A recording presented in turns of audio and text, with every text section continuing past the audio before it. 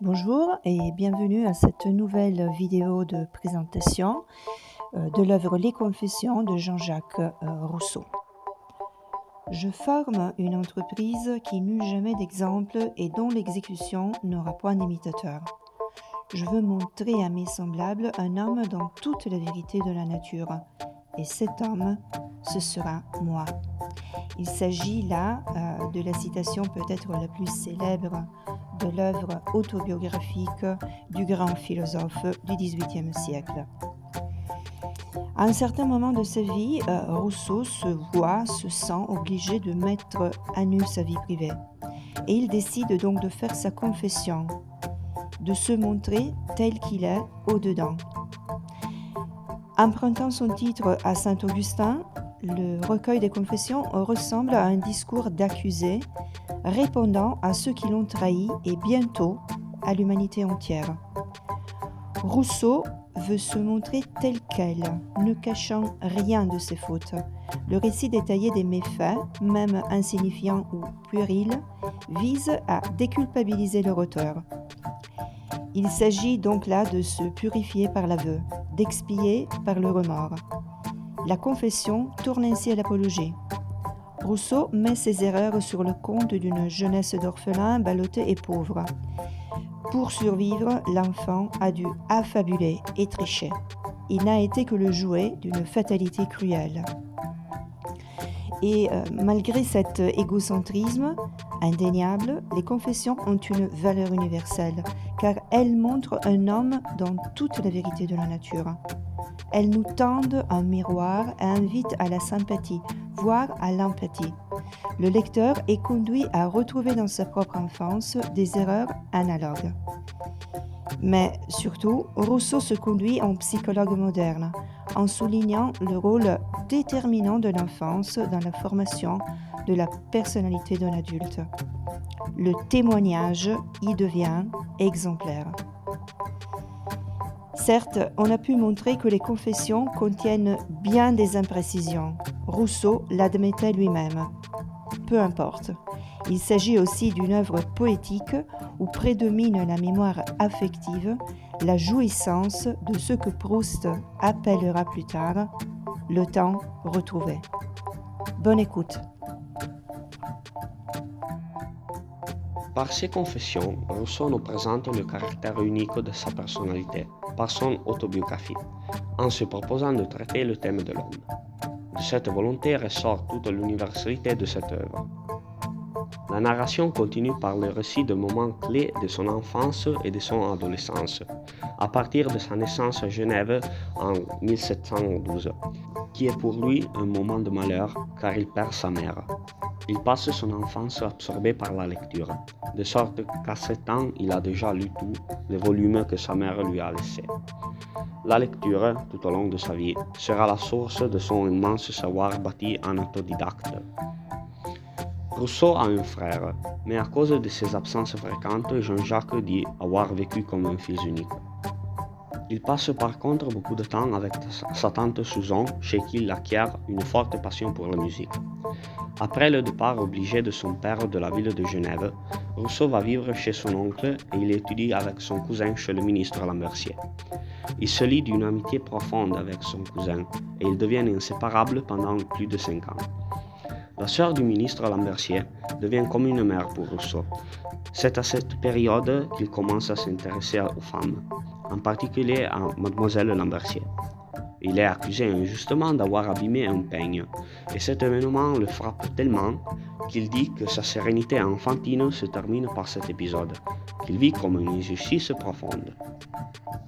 Suite à cet événement, il doit se séparer de monsieur et mademoiselle Lambertier, et il rentre chez son oncle.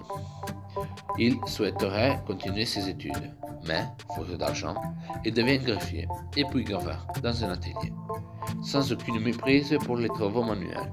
Cependant, suite aux actions criminelles que les adultes de son entourage le poussent à accomplir, il devient de plus en plus cynique. Il mène ses premières expériences amoureuses en fréquentant en même temps différentes femmes, de la petite et fière Mademoiselle Gouton à la grande et maternelle Mademoiselle de Villefort. À l'âge de 6 ans, Trouvant les portes de la ville fermées, il décide de partir à l'aventure, en dénonçant encore une fois les méfaits de l'éducation reçue. Le premier livre se conclut ainsi à l'adresse des lecteurs, déjà impliqués dans les premières lignes pour expliciter le but de son travail. À plusieurs reprises, il cligne ironiquement de l'œil à ses lecteurs pour les rendre complices de son raisonnement, comme le témoignent les mots qui suivent.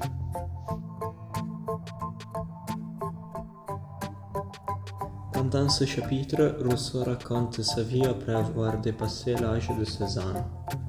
Le récit commence en 1728, lorsqu'il fuit à la recherche de la liberté, renonçant à ses privilèges et se laissant porter par les événements sans avoir suffisamment de ressources pour vivre. À Confignon, il rencontre Pontverre, un prêtre qui prend soin de lui en essayant de le convertir au catholicisme.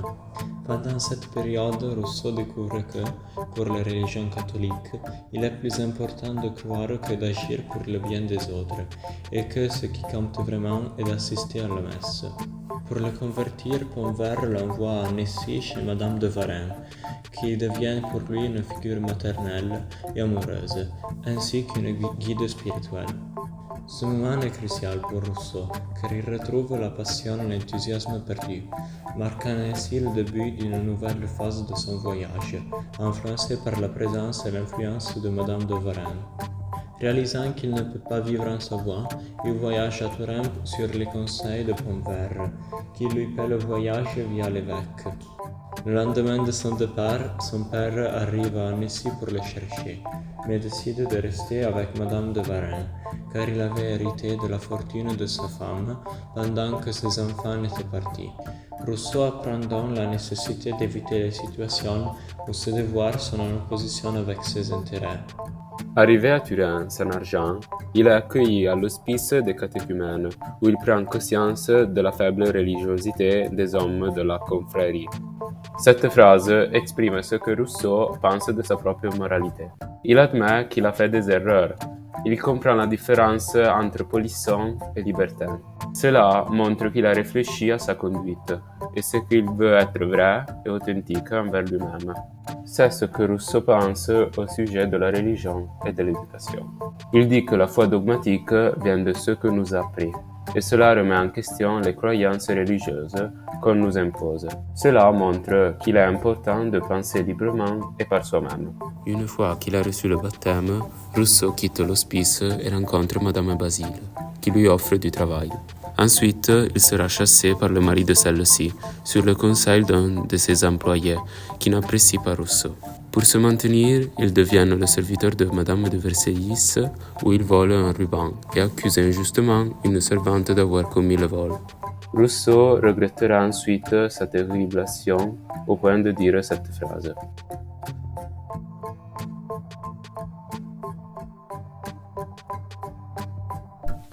Le troisième livre des Confessions traite de la formation de Rousseau. Il s'agit en effet d'un chapitre un peu particulier, qui ne présente pas d'importantes réflexions philosophiques, mais qui explore sa volonté de rébellion et son impulsivité, racontée à travers des récits de ses déplacements au cours des premières années de sa vie d'adulte.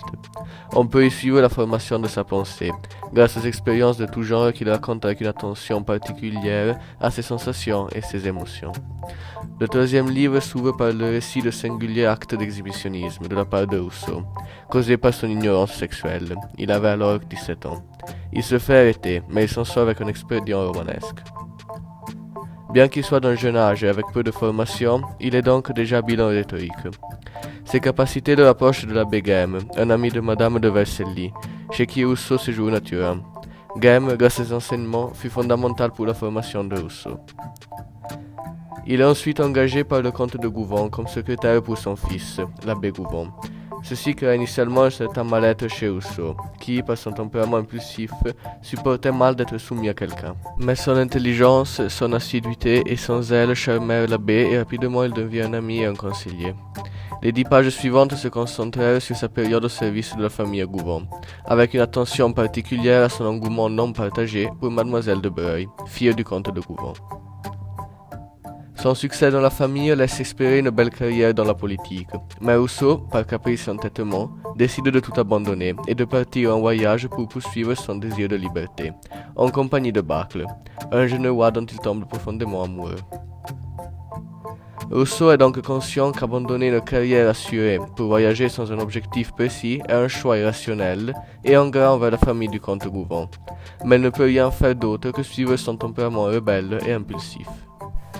Avec Barcle, il va voyager jusqu'à Annecy, où ils vont se séparer, et Rousseau va retourner chez Madame de Warens, l'une des figures clés de sa vie et de sa formation. Il vivra avec elle pendant quelques mois, au cours desquels il trouve une certaine stabilité, aussi bien émotive que psychologique, ne se concentrant que sur sa formation et sa passion pour Madame de Warens. Ce sera donc l'une des phases les plus heureuses de sa vie. Il s'essaye aussi à certains travaux, mais sans résultat. Monsieur d'Aubonne, un familier de Madame de Warens qui s'était offert d'embaucher Rousseau, le définit comme un garçon de peu d'esprit, sans idées, sans acquis et très borné. Rousseau pense que ce jugement est causé par son tempérament très ardent et impétueux. Il finit par suivre des cours au séminaire, mais rapidement il s'aperçoit qu'il n'est pas fait pour la carrière ecclésiastique. Il abandonne donc le séminaire pour suivre un de ses rêves, la musique. Il va être formé par un ami de Madame de Warens, Monsieur le Maistre. Quand ce dernier va devoir s'enfuir d'Annecy, Madame de Warens enverra Rousseau à sa suite, pour l'éloigner, entre autres, d'une mauvaise amitié qu'il avait liée avec Monsieur Venture. Arrivé à Lyon, Jean-Jacques abandonne Monsieur de Maistre, malade, et lui fait perdre ses partitions, ce que Rousseau définit son troisième aveu pénible. Enfin, Rousseau rentre à Annecy rejoindre Madame de Warens, mais celle-ci est partie entre-temps pour Paris. Le quatrième livre de Confessions approfondit la vie et les réflexions de l'auteur pendant sa jeunesse. Dans ce chapitre, Rousseau raconte ses expériences alors qu'il voyage en Europe et décrit ses rencontres avec différents personnages influents de l'époque, notamment des philosophes, des artistes et des intellectuels. Une partie significative du quatrième livre est consacrée à la relation de Rousseau avec sa maîtresse, Madame de Warens, ainsi qu'aux défis et des joies qu'il a vécus pendant cette période de sa vie. Rousseau se livre à une profonde introspection sur ses passions, ses désirs et ses ambitions, offrant ainsi au lecteur un regard intime sur sa psychologie et ses luttes intérieures. En utilisant une prose très éloquente et pénétrante, Rousseau explore des thèmes tels que l'amour, la vertu, la société et la liberté individuelle, offrant ainsi une vision complète de sa philosophie et de sa pensée. Le quatrième livre s'ouvre avec Rousseau qui, après avoir abandonné Monsieur le Maistre pour rejoindre Madame de Warens, s'aperçoit avec beaucoup de surprise et douleur qu'elle était partie entre-temps pour Paris. Rousseau est accablé par le regret d'avoir laissé seul Monsieur le Maistre pour poursuivre un but qui s'était révélé complètement inutile. Rousseau se rend à Thun avec deux demoiselles qu'il avait connues chez Madame de Warens, Mademoiselle de Graffenried et son amie Mademoiselle de Glareil. Pendant le temps qu'il a passé dans le château à Thun, Rousseau entretient un rapport très intime avec Mademoiselle de Glareil, tant qu'il vivait des moments de passion amoureuse. Après un peu de temps passé à Annecy, Rousseau, qui était en contact avec Mademoiselle Merceret, amie de Madame de Warens, accepte de l'accompagner à Fribourg chez son père, car elle ne pouvait plus rester seule sans Madame de Warens. Rousseau repart et, pendant son voyage de retour, il visite quelques villes. C'est à Lausanne qu'il fait la connaissance d'un hôte, qui après l'avoir accueilli, le lendemain accepte de le laisser partir même s'il n'avait pas assez d'argent pour payer son séjour. Naturellement, Rousseau n'hésite point de lui envoyer l'argent une fois rentré chez lui. Toujours à Lausanne, Rousseau devient maître de chant, un maître qui ne sait pourtant point déchiffrer un air. Il est un Parisien à Lausanne, un catholique dans un pays protestant, et pour cela, Rousseau décide de changer son nom en s'approchant du nom de son grand modèle, Venture de Villeneuve. Malheureusement, il ne connaît pas un grand succès en tant que maître de chant, et souvent, pour se consoler de tant d'humiliation, Rousseau lit les douces lettres de ses charmantes amies, Mademoiselle de Graffenried et Mademoiselle de Glareil. À partir de ce moment, Rousseau commence à voyager un peu partout en Europe, de la France au canton suisse, de la Suisse à l'Allemagne, en souhaitant retourner par l'Hongrie ou par la Pologne. Pendant ce long voyage, Rousseau connaît beaucoup de personnes, mais sa pensée fixe demeurait d'avoir des nouvelles de Madame de Warens. Arrivé à Paris, il entre en contact avec Madame de Merveilleux, qui connaissait son histoire personnelle. Elle lui dit que sa maman, Madame de Warens, était partie 2 mois auparavant, mais malheureusement personne ne savait où elle s'était dirigée. Certains affirmaient qu'elle était partie pour Turin, d'autres disaient qu'elle était allée en Savoie, et d'autres encore soutenaient qu'elle était rentrée en Suisse. Pendant son voyage, ce que Rousseau regrette le plus est n'avoir pas écrit de journal de voyage. De cette réflexion, on saisit la nature de la pensée rousseauienne, et notamment l'importance du contact avec la nature, sur lequel il fondera sa pensée philosophique. À Lyon, Rousseau reçoit une lettre de Madame de Warens. Elle est à Chambéry et lui envoie heureusement de l'argent pour la rejoindre. Rousseau, en effet, avait connu entre-temps la misère et la faim. Rousseau réussit finalement à arriver à Chambéry chez sa maman.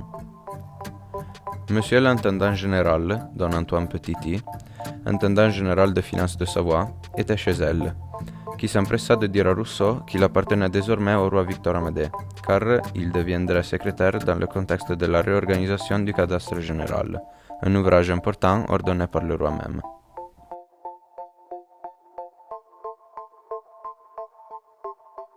Le 5e chapitre s'ouvre par la description de la période où Rousseau vit et travaille auprès de Madame de Warens à Chambéry, pendant laquelle il mène une vie tranquille au cours d'une dizaine d'années, ce qui lui donne l'occasion de se former.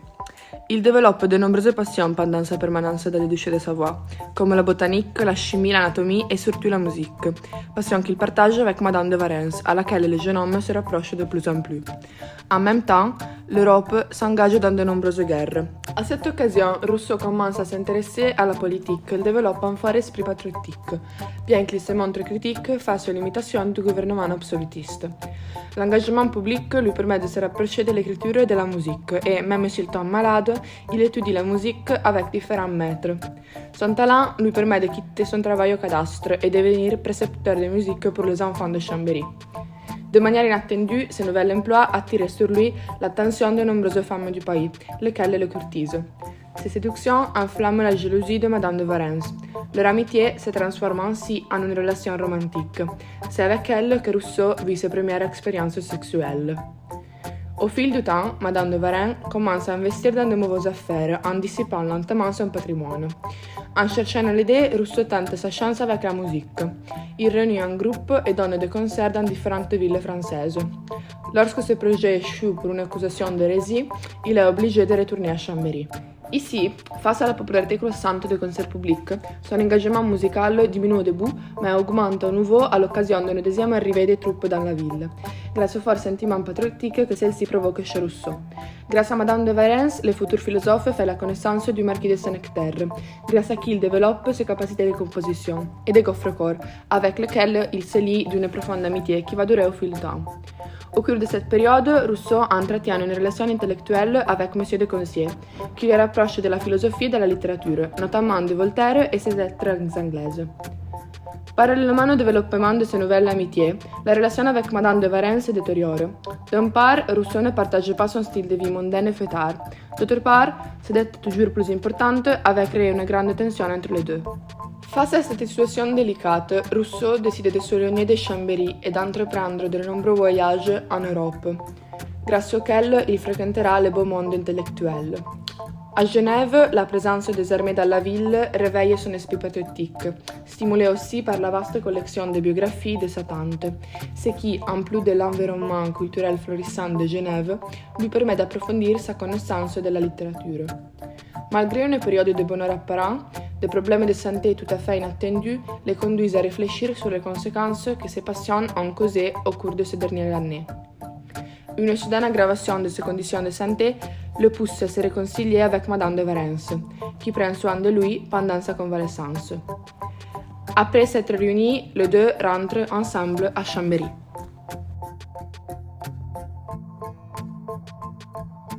Bien que le chapitre s'ouvre par la description d'une période très heureuse de la vie de Rousseau, où il vit à Chambéry avec Madame de Warens, le jeune Jean-Jacques accepte, non sans quelque peu de pessimisme, sa condition de santé précaire, le rendant intolérant à certains aliments, comme le lait.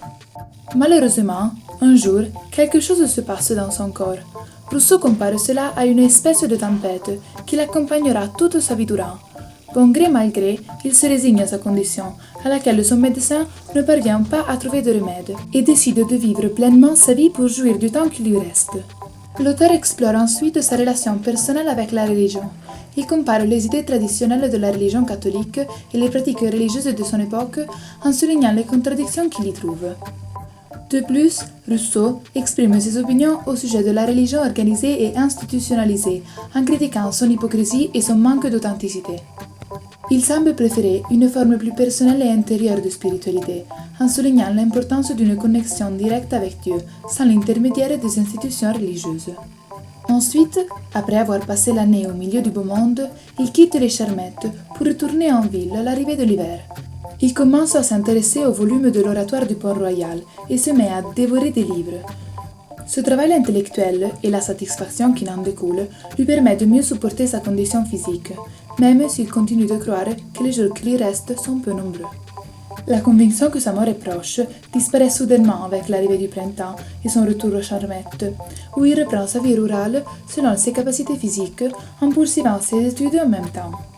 Pendant cette période, Rousseau réfléchit au sujet de l'occupation du temps, de la façon de l'utiliser pour en tirer le plus de plaisir et d'utilité possible. Il établit ainsi sa propre routine, où il souligne l'importance d'une vie équilibrée, dans laquelle l'étude est un élément incontournable mais non exclusif. Il raconte ses expériences d'études en décrivant comment il a tiré profit de la lecture de divers livres et textes, mais aussi de l'observation de la nature et de l'expérience directe du monde.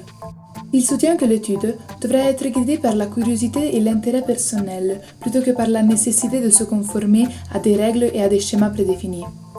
Cette période est l'une des plus belles de sa vie, pendant laquelle il s'efforce d'apprécier chaque instant. Il se rend à Genève recevoir l'héritage de son père, puis revient chez Madame de Warens partager sa joie avec elle. Sa santé se détériore, et pour essayer d'en comprendre la raison, Rousseau s'intéresse à la médecine. Toujours animé d'un espoir de guérison, il part pour Montpellier, mais il se sent mal et est contraint de s'arrêter. Il reprend ensuite son voyage en compagnie de Madame de Larnage, de laquelle il tombe de plus en plus amoureux. À un moment donné du voyage, les deux se séparent et Rousseau, pendant tout le reste de son chemin vers Montpellier, oublie qu'il est malade et se concentre sur des activités plus agréables, comme la visite des monuments importants.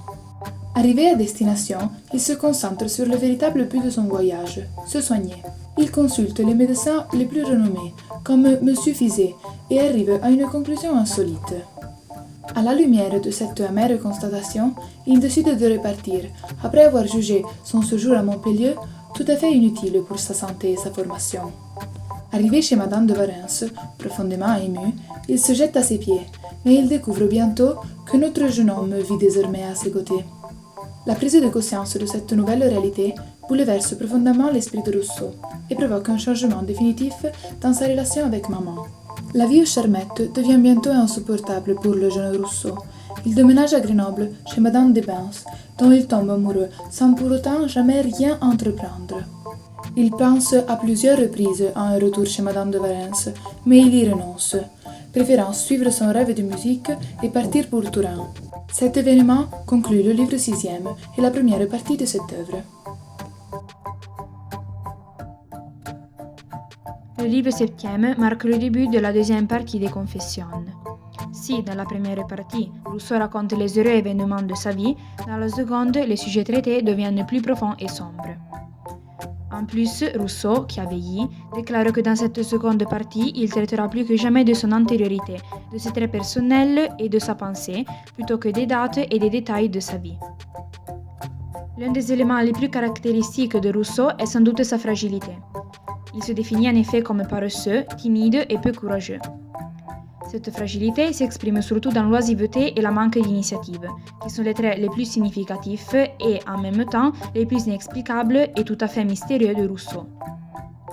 Notamment, Rousseau met à nu les aspects les plus critiques de son caractère, comme quand, après avoir rejoint Paris et présenté son projet à l'Académie, celui-ci est refusé. À cette occasion, il décrit comment, face à cet échec, il ne se désespère point, en se repliant encore plus dans sa paresse mentale. L'humeur de Rousseau ne s'améliore guère lorsqu'il se déplace à Venise travailler comme secrétaire pour l'ambassadeur français. En effet, malgré les plaisirs que la ville lui offre, Rousseau ne peut pas être heureux car ses relations avec l'ambassadeur ne sont pas si bonnes. De retour à Paris, Rousseau cherche à obtenir justice pour l'humiliation vécue à Venise. Malheureusement, il réalise que la loi ne défend pas les faibles. Ici, Rousseau connaît Thérèse et, bien qu'il ne l'aimait pas d'un véritable amour profond et passionnel, il ressent une si forte affection pour elle qu'il la choisit comme compagne de vie. Grâce à cette rencontre, Rousseau recommence à travailler, mais il n'obtient pas le succès espéré. Après quelques tensions avec Rameau, Madame de Pomplinière développe une antipathie envers Rousseau et empêche la diffusion de ses œuvres, parmi lesquelles Les Muses galantes. Ce dernier refus conduit Rousseau à abandonner la carrière théâtrale. Dans la dernière partie du livre septième, Rousseau se retrouve avec Diderot, un cher ami qui jouera un rôle déterminant dans son avenir.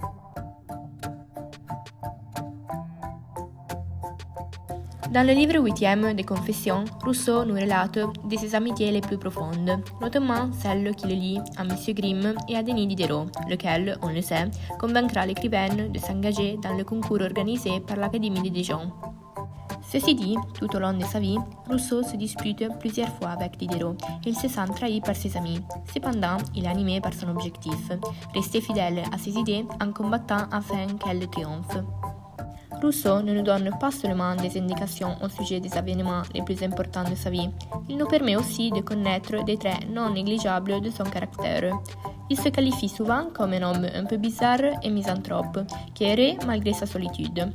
En plus, il souligne que, même s'il était bien vu par la plupart de ses lecteurs, il n'aimait pas du tout son personnage et sa façon d'agir. D'autres aspects particuliers de son caractère sont sa timidité et par conséquent sa difficulté au niveau de l'élocution face à des inconnus.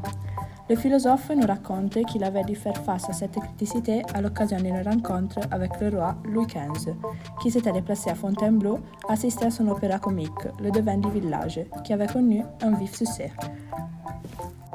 En plus, Rousseau dévoile son idée sur la nature humaine, qui est, selon lui, strictement liée à l'histoire. Le philosophe soutient qu'à l'origine, l'homme était une créature vertueuse et heureuse, réglée seulement par la nature. Hélas, la civilisation, génératrice d'inégalités et de malheur, a perverti les hommes en les éloignant de l'état de nature. En conclusion du 8e livre, l'auteur nous dévoile les motivations à la base de la rédaction de son autobiographie. Il souligne qu'il ne s'engage point dans la rédaction de ce travail de mémoire pour paraître de son vivant, mais pour défendre la vérité qui le conduira à son but, la mémoire affective et poétique. Le chapitre commence par le récit du déménagement de Rousseau vers l'ermitage de Montmorency. Ici, l'auteur alterne une période de sa vie consacrée à la rédaction d'autres œuvres à la réflexion sur soi-même. Cet aspect du philosophe préannonce le sentiment romantique en France dans ses noyaux centraux, c'est-à-dire la tendance vers la nature, le victimisme envers une société tyranne, le repli sur soi-même, etc. Au début, la narration s'interrompt pour privilégier un autre aspect. L'auteur s'interroge au sujet des différents éléments de sa production littéraire, les objets de sa réflexion, la critique de ses œuvres, la raison de sa production littéraire. En particulier, à propos de ceux qui écrivent juste pour l'argent, il dit: Après une introduction où la réflexion l'emporte sur la narration, Jean-Jacques continue son récit. Le 9 avril 1756, Rousseau arrive à Montmorency, auprès de Madame d'Épinay. Ici, il reprend l'écriture de son œuvre politique mineure, Institution politique. Par ailleurs, Rousseau souligne sa vision assez pessimiste de la société et de ceux qui l'entourent, y compris ses amis, en affirmant que de plus, avec le but de montrer comment les variations de l'homme peuvent être dirigées par nous-mêmes pour nous rendre meilleurs et plus sûrs de nous, Rousseau va écrire l'œuvre Morale sensitive ou le matérialisme du sage, où il constate la présence d'une influence de la nature sur l'être humain. C'est à ce niveau de la narration qu'irrompt le personnage de Thérèse, sa femme, pour laquelle Rousseau n'éprouve pas de véritable amour, mais plutôt La vision de l'homme comme innocent dans son état naturel, aussi bien que sa sévère critique envers la ville de Paris, est signe de sa nature romanesque, comme ce mot le témoigne. Rousseau rencontre pour la deuxième fois Madame Dodotto, de qui il tombe amoureux. Son amour envers Madame Dodotto sera cependant seulement platonique, puisqu'elle est éprise d'un autre homme, Monsieur de Saint-Lambert. Madame d'Épinay, jalouse de Madame Dodotto, décide, en accord avec Thérèse, d'espionner la correspondance de Rousseau avec son amante. Rousseau est furieux, et on peut retrouver les aspects de son caractère fâcheux dans les lettres qu'il adresse à Madame d'Épinay. Plus en avant dans la narration, à l'occasion d'une dispute avec Diderot, on peut retrouver un des points les plus importants de l'idéologie de Rousseau. En effet, il pense que la société corrompt l'homme, qui est naturellement bon. Par cet extrait, Rousseau dit que l'homme à la campagne est plus proche de la nature et donc plus utile à l'humanité. À l'occasion d'un court voyage à Paris, Rousseau se réconcilie avec Diderot, mais rencontre Monsieur de Saint-Lambert. Au fil des mémoires du philosophe, on peut saisir un tempérament qu'il pousse souvent à se quereller avec ses amis, parmi lesquels Grimm, son ami d'enfance, avec lequel, cependant, il finira par se réconcilier. Au fil des pages, Rousseau a un nouvel échange de lettres avec Diderot, lequel lui conseille de suivre Madame d'Épinay dans son voyage. Il s'agit d'un conseil que Rousseau estime trop hasardeux et qui finit par le vexer. À la fin du livre 9e, Rousseau se querelle avec Madame d'Épinay, qui, par une lettre au ton très fort, lui ordonne de partir. À la lumière de ces mots, Rousseau prépare ses affaires et part au bout de 2 jours. Le livre 10e des Confessions s'ouvre sur les conséquences de l'éloignement de l'Ermitage de la part de Rousseau. Ses anciens hôtes, Madame d'Épinay et Monsieur Grimm, vexés pour son choix, commencent à le discréditer sur la scène parisienne. Notre philosophe, s'étant entre-temps retiré à Montmorency, ne peut se défendre des diffamations, puisqu'il les ignorait. Ses amis, en particulier M. de Saint-Lambert, lui rapportaient des informations très vagues, de façon à ce que Rousseau ait conscience de sa condition, mais non pas de ce que les gens disaient de lui. Bien qu'il ait choisi de s'isoler, il décide d'accepter l'invitation de M. d'Épinay pour un dîner chez lui. À cette occasion, il peut rétablir son nom et sa réputation. Cet événement aura un fort retentissement à Paris. De plus, Rousseau se rend compte qu'en réalité ses amis n'ont jamais cru au mensonge de Grimm. Peu après, son ouvrage, Lettres d'Alembert, connaît un grand succès, mais ses relations avec les intellectuels se détériorent, au point qu'il est presque résolu d'abandonner la littérature. Néanmoins, il cède aux pressions de M. Rey, son ami imprimeur, qui le convainc d'écrire ses mémoires. C'est ainsi que le projet de rédiger ses Confessions naît. À cette période, il entre en contact avec la famille noble du maréchal de Luxembourg, laquelle séjournait alors à Montmorency lors d'un voyage de plaisir. Au début, Rousseau ressent un sentiment de crainte respectueuse envers Madame de Luxembourg, et pourtant elle tombe ensuite amoureuse du poète, au fil des lectures privées du roman épistolaire Julie, ou la nouvelle Louise, qu'il lui offrait. La nature platonique de leur relation n'empêche qu'il y ait entre eux un sentiment d'amour profond, du moins de la part de Madame de Luxembourg. C'est du moins ce qui ressort des lettres qu'elle envoie au philosophe. Rousseau vit pendant un certain temps dans un petit château appartenant à la noble famille, en attendant que les travaux de restauration chez lui se terminent. Il admire l'extraordinaire beauté de leur manoir et il en est inspiré pour recommencer son travail d'écriture. C'est à cet endroit, en effet, qu'il termine la rédaction de Julie ou la nouvelle Héloïse, et il commence à écrire son essai révolutionnaire sur la pédagogie, l'Émile ou de l'éducation. Les rapports avec Madame de Luxembourg se détériorent à cause du graveur de ses œuvres, Monsieur Condé, qui profite de Rousseau pour entrer dans ses grâces. Le philosophe avait décidé d'envoyer des gravures inédites à Madame de Luxembourg pour lui faire un plaisir, mais Monsieur Condé les envoie en son nom et en prend le mérite. Quelque temps après, Palissot écrit la Comédie des philosophes, où Diderot est extrêmement maltraité et Rousseau tourné en ridicule. Bien que les deux aient rompu, Rousseau n'hésite pas à défendre son ancien ami, qui continue à ne pas vouloir le pardonner à cause de son amour-propre. Parallèlement, il doit affronter une affaire concernant l'une des lettres qu'il avait écrites à Voltaire, imprimée sans le consentement de l'auteur de Candide. La longue épître souligne la haine de Rousseau envers son ennemi. Au fil de ces pages, on aperçoit la nature du caractère de Rousseau, un homme pouvant paraître à première vue vaniteux, mais en même temps timide, un homme qui ne sait pas se rapporter proprement aux autres.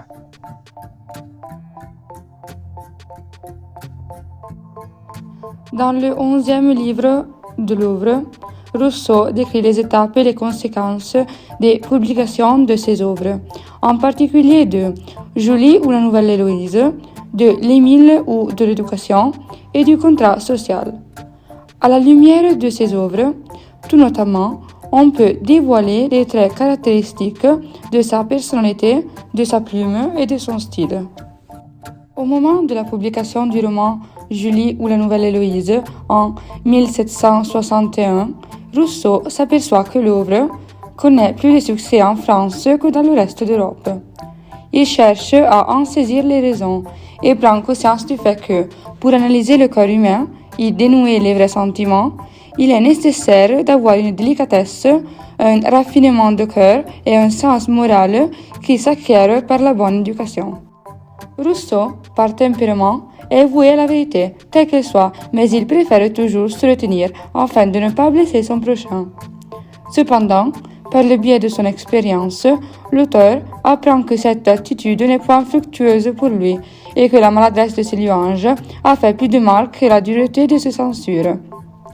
Sa sincérité transparaît non seulement au niveau des conseils qu'on lui demande, mais aussi au niveau de ses relations sentimentales. À propos de ce rapport avec Thérèse, Rousseau introduit la question de l'argent, qui, à cause des nombreux désirs et exigences de sa femme, n'est jamais suffisant. Sa volonté d'économiser des ressources pour l'avenir n'est point efficace. La quantité d'argent qu'il gagnait était, malgré tous ses efforts, la même qu'il dépensait. Si la publication de sa première œuvre ne l'avait pas inquiété, celle de l'Émile ou de l'éducation l'avait beaucoup angoissé. La raison principale du ralentissement était due, selon lui, à son désaccord avec les jésuites. Ses idées étaient opposées à leurs principes et sa critique envers leur collège les avait rendus furieux à tel point qu'il en entravait la publication. Sa plus grande crainte, au-delà de leur pouvoir, résidait dans le fait que les jésuites pouvaient transformer son œuvre en une arme contre lui. Il ne craignait point la mort en soi, mais l'idée de mourir en sachant que le témoignage qu'il avait laissé avait été bouleversé et manipulé. La publication du contrat social nous dévoile une autre valeur sur laquelle l'auteur pouvait compter, l'amitié, notamment celle de M. de Luxembourg. Celui-ci n'était pas seulement un excellent conseiller pour ses écrits, mais aussi un précieux confident. Le support dont Rousseau avait besoin provenait aussi de Madame de Luxembourg, laquelle représentait pour lui un havre de sécurité. C'est pour la valeur de cette amitié que l'auteur décide de partir, pour ne pas la mettre en danger lors du procès qui avait été intenté contre lui, même si l'éloignement de sa patrie, la France, provoquerait de la souffrance en lui. La réflexion finale proposée par l'auteur porte sur le thème de la douleur. À l'instant où il doit laisser ses bien-aimés, sa femme et ses amis, Rousseau ressent un attachement très fort dû à cette séparation forcée. Pourtant, il réfléchit au sujet de sa facilité à oublier les moments sombres qu'il a vécus, grâce à l'imagination des moments plus heureux qui l'attendent.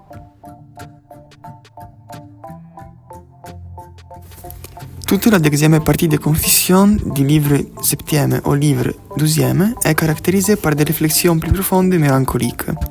Ces nuances reflètent dans l'ensemble la tonalité du dernier livre, qui relate de l'âge mûr de Rousseau et présente une analyse et une réflexion aussi bien de ses réussites que de ses problèmes ou échecs.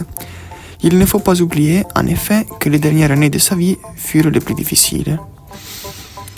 En particulier, le livre s'ouvre par la description de l'état d'âme et de la condition de l'auteur, qui paraît au lecteur tout à fait misérable et malheureuse. D'autre part, il faut souligner qu'au fil des pages, après avoir surmonté plusieurs obstacles, le philosophe connaîtra des moments plus heureux.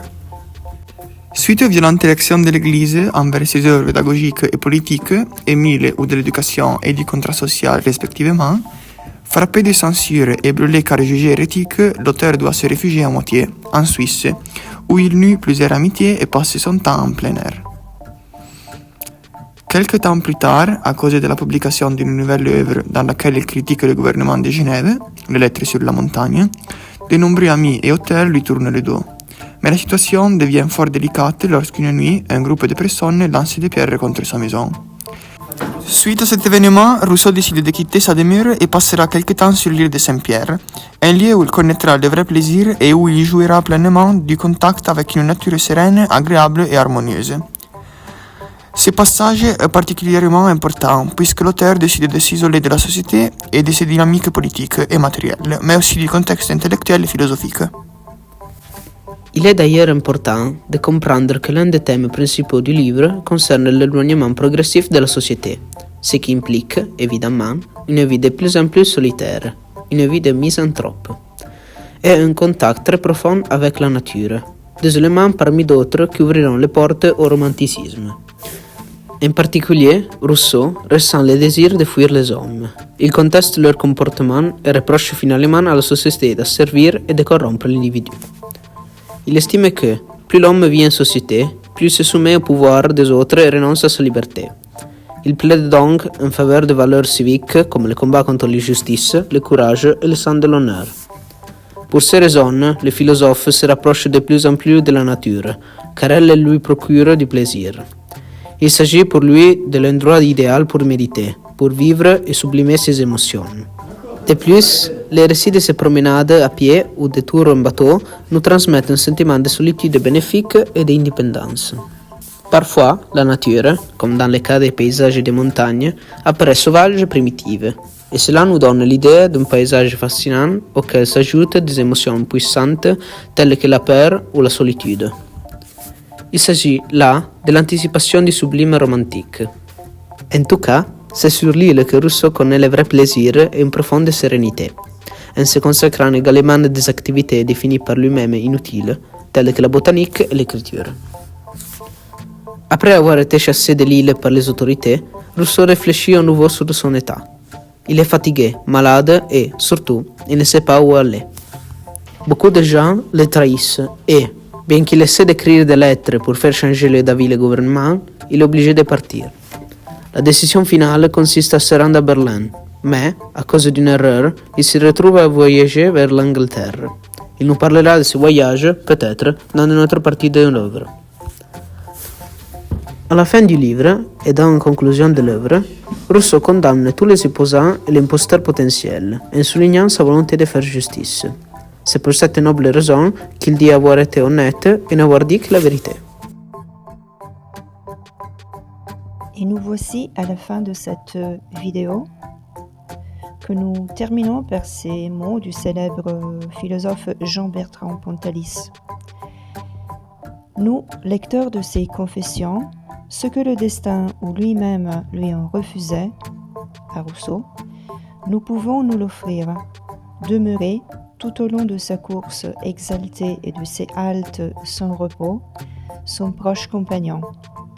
Car reconnaître Rousseau dans sa différence, c'est aussi comme une chance de naître à nous-mêmes. Avec lui, c'est toujours, effectivement, la première fois.